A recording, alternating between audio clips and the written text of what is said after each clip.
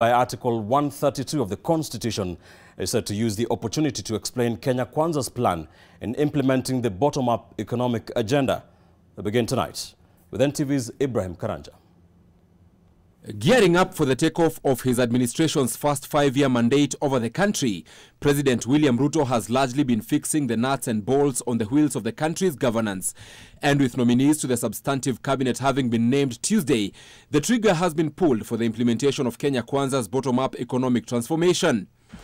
However, the head of state first has a constitutional obligation to address the first sitting of parliament with an aim of aligning it with his legislative agenda. Key among the president's highlights in his expected address to the bicameral parliament Thursday will be a hint of potential bills and sessional papers that will aid his administration in realizing the Kenya Kwanza manifesto. Wapi makofi na vigelegele! In the Kenya Kwanza plan, the president's focus was on bringing down the cost of living, eradicating hunger, creating jobs, expanding the tax base, improving foreign exchange balance, and inclusive growth.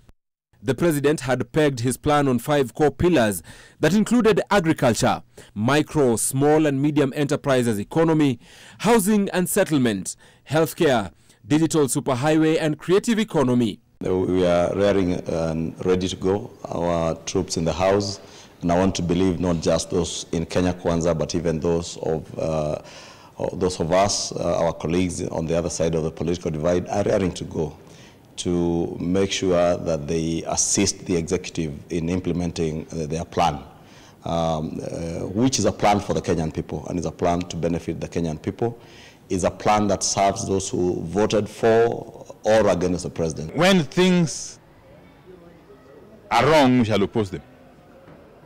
But when we are convinced that whatever policy initiative, motion, bill that comes before the House is for the good of the country and its people, we shall support.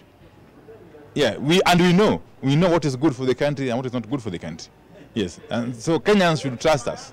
With the major role played by Parliament in budget and appropriation of funds, the president will aim to set the House into an endorsement of most of his proposals if the grand Kenya Kwanza plan is to see the light of day.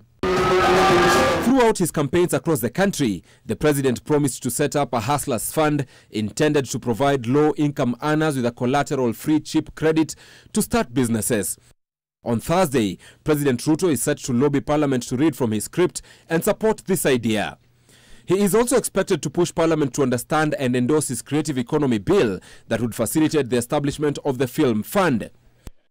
Other direct undertakings in the Kenya Kwanza plan that the president may urge of Parliament include the right to work law, the administrative burden law, the establishment of the National Housing Fund, the amendment of the NHIF Act to make it inclusive to all, as well as an emergency medical treatment fund. As soon as cabinet secretaries are in office formally, they should be able to go through the legislative agenda that the president has set forward, and the House is ready to receive whatever proposals that come from whichever ministry, because many of them will have to go through ministries and other state departments. Some will need to go through the Attorney General's office. Ruto is also expected to emphasize on the need to amend the standing orders of the National Assembly to enable cabinet secretaries to appear before Parliament for accountability. By the time President William Ruto will be putting a full stop to his address to the bicameral parliament Thursday, it is his hope that he will have swayed the houses of parliament to believe in the Kenya Kwanza plan. This will therefore ensure his legacy after 5 years. Ibrahim Karanja, NTV in Nairobi. The unveiling of the cabinet has continued to receive praise and condemnation in